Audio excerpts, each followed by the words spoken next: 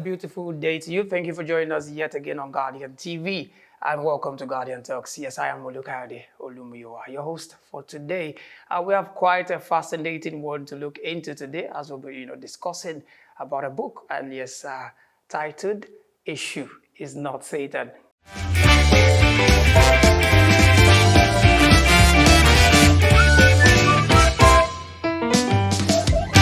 And yes, I'm not alone in the house. I've got the author right here in the studio, and we are going to be, discussing about that book. And yes, what brings about that title? I found it very, intriguing, and I'm looking forward to hear from him. So yes, welcome, Mr. Ayankola Ayanwuyi. I hope I got it right. Yeah. Thank you, Ayankola Ayanwuyi. Well, awesome. So yes, for the sake of our viewers at home, they might not really know who is Mr. Ayankola Ayanwuyi. Can you please introduce yourself? Well, I'm the author of Esu Is Not Satan, the book right here. I'm a documentary filmmaker, cultural educator, and most importantly, a lead creator at the AIF Yorùbá Cultural Center. Wow, awesome. I must say, so welcome and thank you for coming once again. So yes, your book, you wrote this, Esu Is Not Satan. Yes. I must say, as a Yoruba guy, I find it very interesting because, we grew up understanding that Esu is Satan. Okay. So what's the inspiration behind the book? And is this the first one you wrote? Yes, this is my first book. Wow. Let me start from there. So I came about this book from just the exact point you raised, that you grew up knowing Esu to be Satan. Exactly. So, growing up, we hear different talks from people, the misconceptions, the misrepresentation of what belongs to us, the Yoruba culture, African indigenous practices.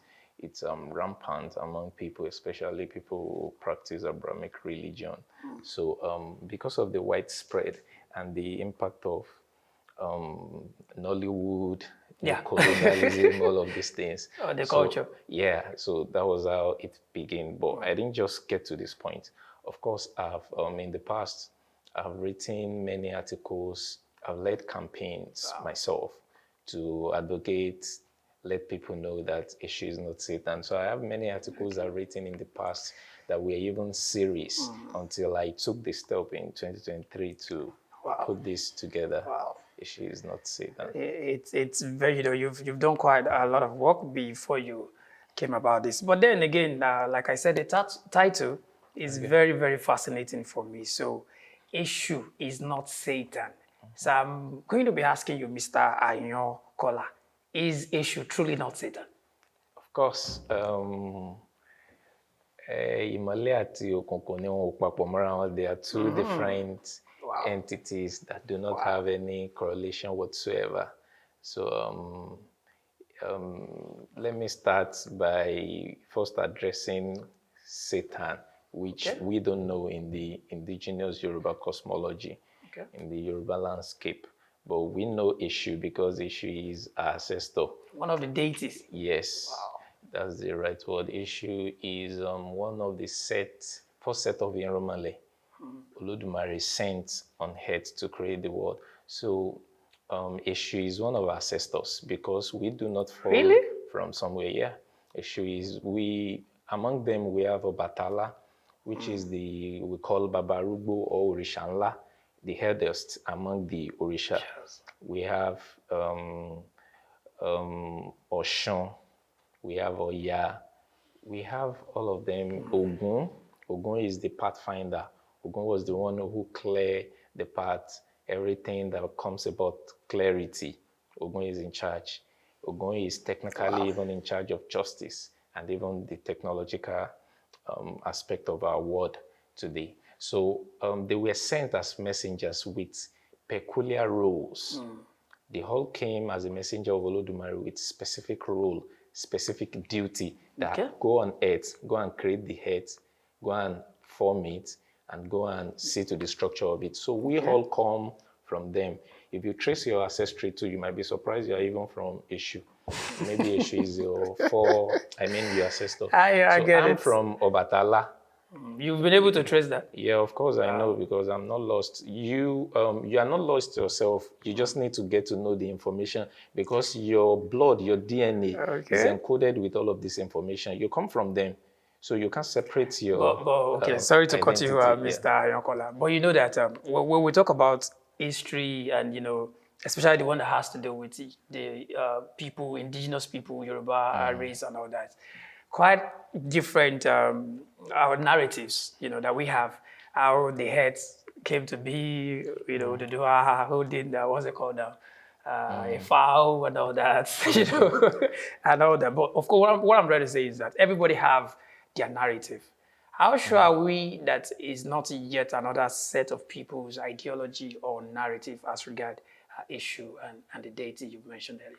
Because we know them, their realities we see in our world today. That you are not conscious of it, or you don't live in that reality, it doesn't mean they do not exist. For example, there's light right here, and there's light outside, maybe in your passage or something now. That you are not there doesn't mean that the light is not there. Just that you do not behold the consciousness of that reality.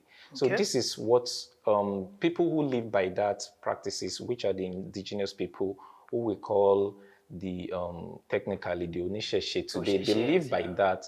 We have our indigenous calendar system, which is 4 days makes a week.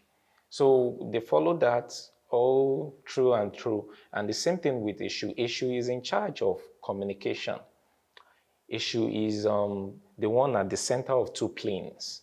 For example, between me and you now, Esu is in charge. Esu is the one that ensures that is that like a communicator? Yes, it's the one that you actually decode what I'm saying. So Esu is the enforcer of law of nature that ensures that, for example, if you face north, you actually get to north and you don't find yourself in the south. So Esu enforce the law of nature is like, in that case, we can say is a police officer, because, for example, if somebody have done wrong and you call the police on the person, they might be afraid. But issue doesn't contribute to whether you do good or you do bad. Issue is just to ensure that you get the right consequence for whatsoever you've done. So issue is chief enforcer. Wow. Yeah. It's a lot, and I'm sure that if we begin, even from now until maybe next year, we would, finish this. And like I said, it's a very fascinating one, especially even for me. And okay, now let's look at the parts recently. We're going to, ship this in before we'll progress further. Okay. Recently, we have, I wouldn't say it's a clash, but, exchange of words as regard the Yoruba leadership, is Royal Majesty, the Alaafin of Oyo. He came, and I think it's about the chieftaincy stuff that the Oni, conferred on someone, and there was this little back and forth that Oni's jurisdiction doesn't, give the rights to him to give a kind of shifting title that is about Yoruba land. And this has actually become something in the past couple of weeks. What is your own take as regard? Who exactly do you think is the imperial ruler of the Yoruba race from the narration you've given us earlier? Every one of us know that we come from Ife. Ife is the source. And that's why we say Ife Odaye, Ife Odaye. Ife Nibioju, Mariribe Mawali Aye. So everybody that traced their civilization to the Yoruba accept that they come from Ife. So that should be an established fact. So if a position or superiority is divine, is divine because it talks about the source, where we come from.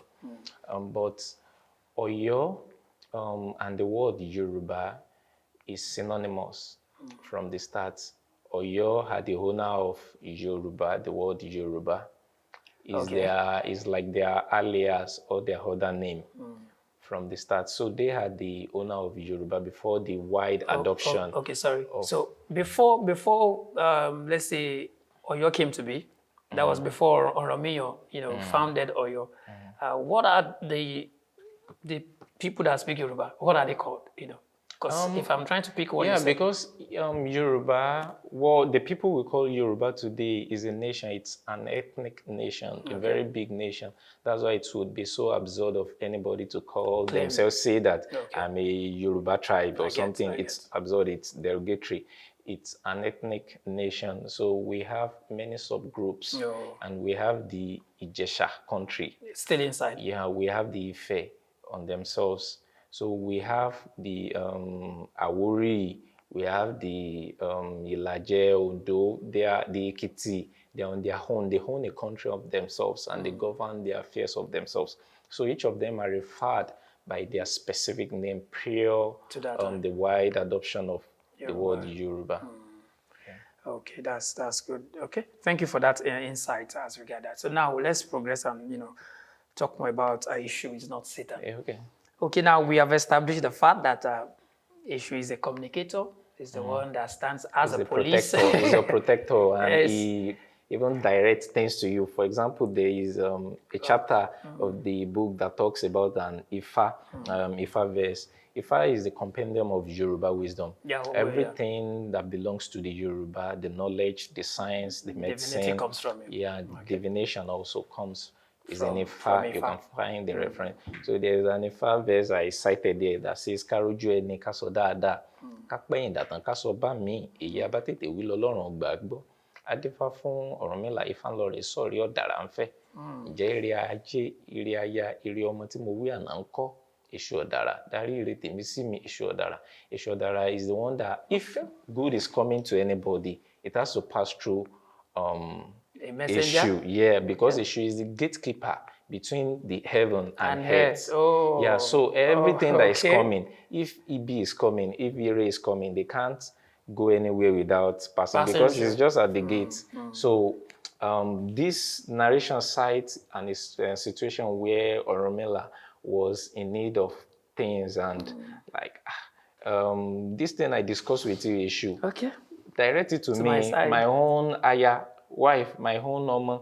We have categories of goodness in the Yoruba indigenous system, and we call Aiku, that you are alive is the highest of it. That's why we say Baoku Ishiotan, because when you are still alive. So being alive is the highest of it. So when we say Iriaya, Irioma,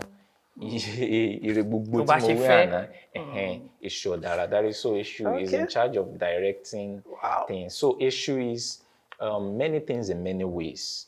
But Esu is neither good, bad, because it doesn't contribute to, I want to say it doesn't concern whether you do good or you do evil or bad. It's just allow. Yeah, so it's another discussion to understand the concept of good and evil in the Yoruba system, what we call Tibitire. So it's not the mind of understanding it from the Western, system of, because we naturally think something that is worst, like bad in a literal sense, is the opposite evil. Of good or good, yeah.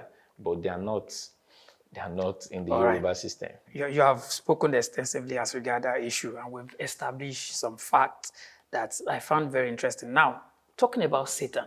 Okay. Satan in the context, everybody knows Satan as the guy that wants to, be equal with God and, is trying to gain dominion of the world before God sent him down, with the other angels. So if you are now bringing us with this narrative now that Esu is not Satan, and I from what I just said now, so who is Satan? Who is Satan? Who is Satan? Like I said, what you just said, there are a few of the things I mentioned because I just have to make that clarity that, okay, this is what Bible says about, if you check the book, you see believe about Satan according to Bible. Okay. Believe about Satan according to Quran. That what you just said now is part of the things said there because we don't know anything about Satan. So I have to quote those sources to put up something that is being said about. Back it up. Yes, about Satan, because Satan should neither fight with, he can fight with his creator, which is Olodumare. He neither fights, he neither is looking for the downfall of anybody, he's rather looking for your good. And that's why we say everybody should be, because Esu is always after the well-being, the balance of the universe where we live in. So that's what Esu is after. But this is Western ideology. Yeah. It's Western. It exists in their world. It doesn't exist in ours. Yeah. And anything that happens like that does not exist in our world, we use Orayalo, borrowed word, to denote them. Yeah, or we break them down to explain what they mean. For example, if you would say internet, you would say Ayélujára. That means you break it down. You break the meaning of that word internet down, because internet itself is not an idea that exists in the Yorùbá word vocabulary. So what's like, for example, when you say Jesus now, you say Jesu. Why not say Ayaloni? So the right word to denote Satan is Satani in the Yoruba system. Satani, because it doesn't exist. We are borrowing it to explain a foreign idea in our system. I think I love that part you just mentioned. And from what I picked something earlier, and you said that issue in the Yoruba divinology or narration and all that, he never fought with Oromila. No, with Olodumare rather. Yeah. And he had no grudges, nothing about as sin with issue, who wanted to be equal with God. So you decoded this from that narration, like, the summation of the book. Yeah. Okay, wow.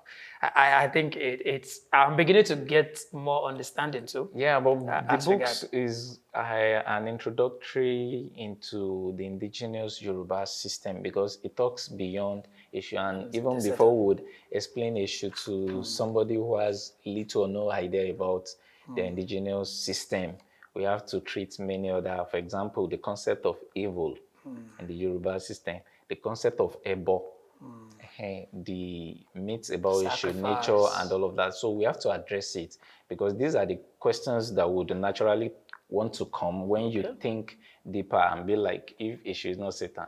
So you have to educate yourself to know about your identity, your cultural identity, where you come from, and so that, Okay, so yes, thank you once again, Mr. Ayankola.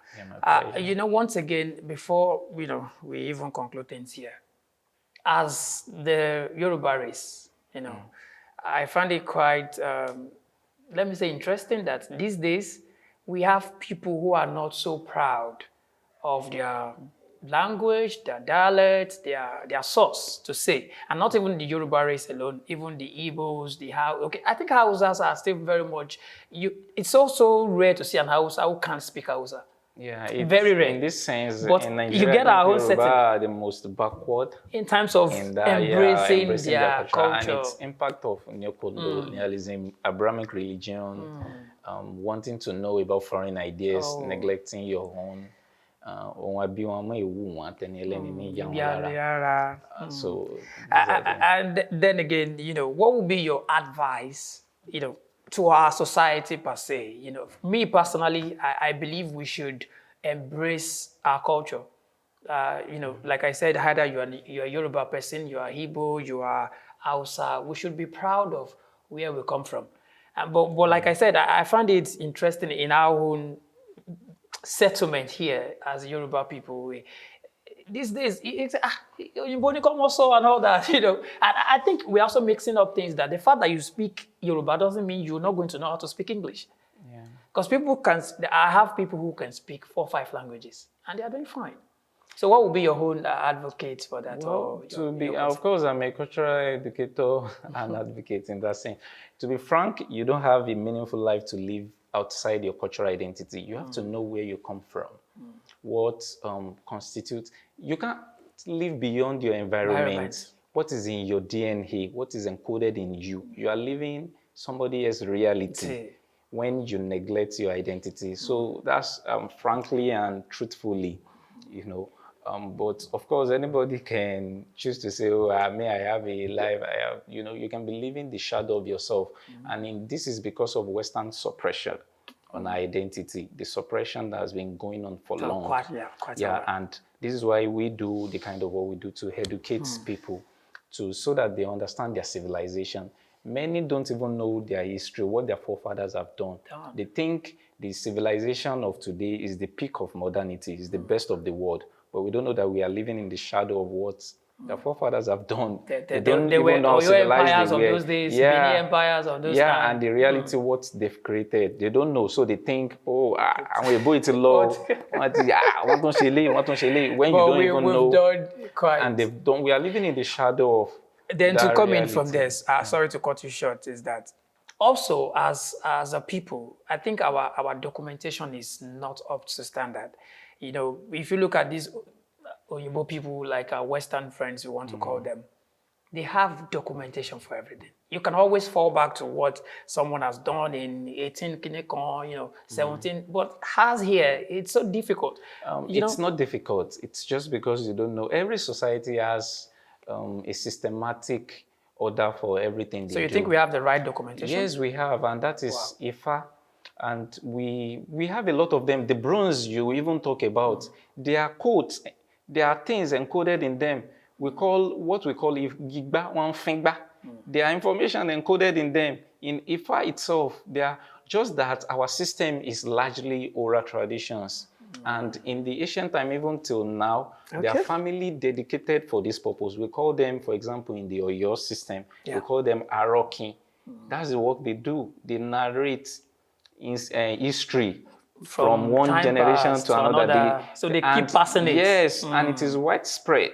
So all of this started from, what do we call it, 300, how many years back, 400, when the, the invasion of this Western idea and all of this. So, and this is one of the things that we're used to bribe or deceive people in the order of their knowledge that, for example, Esu itself, because Esu is a widespread Orisha. Everybody would have it in their house, in front of their house. So you can't do anything without Esu, definitely. So it's, yeah. Okay, thank you so much, Mr. Ayankola. I must say it's been very, very, an amazing time here with you. And I feel we should also look at this one before you leave the studio today. What part or what role do you think embracing our culture, plays on the society? And what do I mean in that context? We look at the Chinese. Most of the things the Chinese do, it's in their language. The code, chemistry, physics, and all that. How can we relate this? Nigeria is multicultural. I know it's so hard because we are not speaking one language, but still, we can still bridge the gap. So how do you think we can also, copy some of these things that is people are, because we are seeing they are really progressing. Yeah, of course, any of this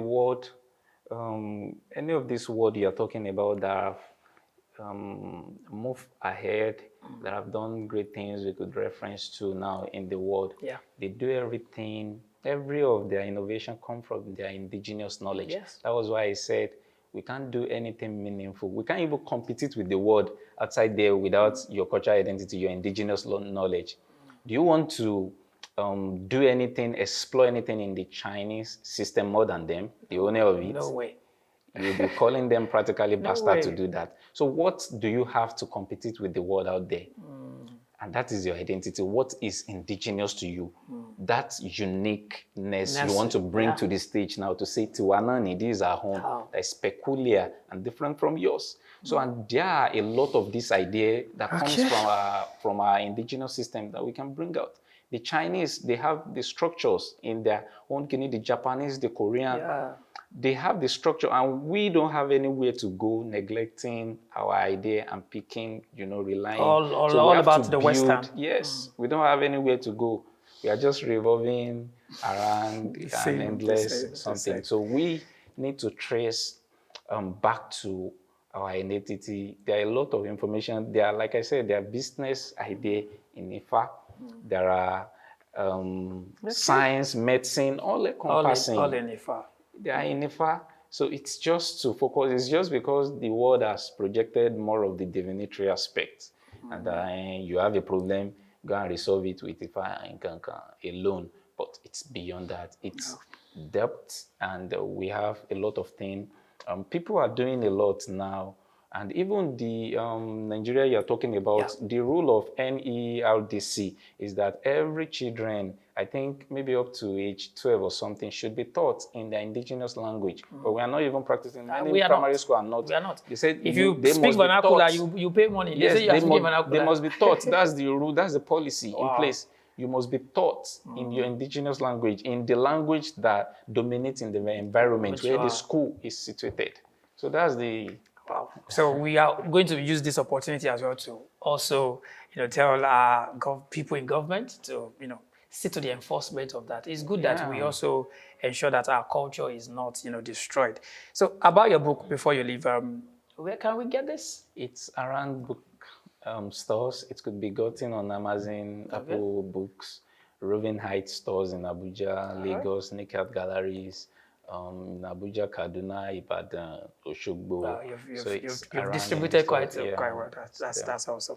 So Esu Is Not Satan. I'm going to try to read this. Oh, sure. And we'll also get back to you or some of my, findings and feedback. No problem. Okay, I'll be glad to help. And any other projects you're working on? Like I said, we're working on the center I create for, which is a Yorùbá Cultural Center. So we are restructuring, putting further structure to do some of this work further, educating and preserving the cultural identity. So we are working on a physical center to start with later this year. And I'm working, of course, on a documentary currently titled The Road from Ogbomoso to Jos. Wow. So it is social cultural stories and all of that. So awesome. And all the best with your lined up project. Once again, thank you so much, Mr. Ayankola Ayanwuyi, for gracing our studio here today. Okay, I think that will be the size of our package today on Guardian Talks. We have, spoken extensively about this fascinating one, Esu Is Not Satan. And if you are from the Yoruba race, you should, try to read this and you have more insight. And yes, once again, thank you so much, Mr. Ayankola Ayanwuyi. That's the author of the book, Esu Is Not Satan. Until next time, when we come your way again on Guardian Talks, I am Olukayode Olumuyiwa. And yes, bidding my farewell now. And yes, bye.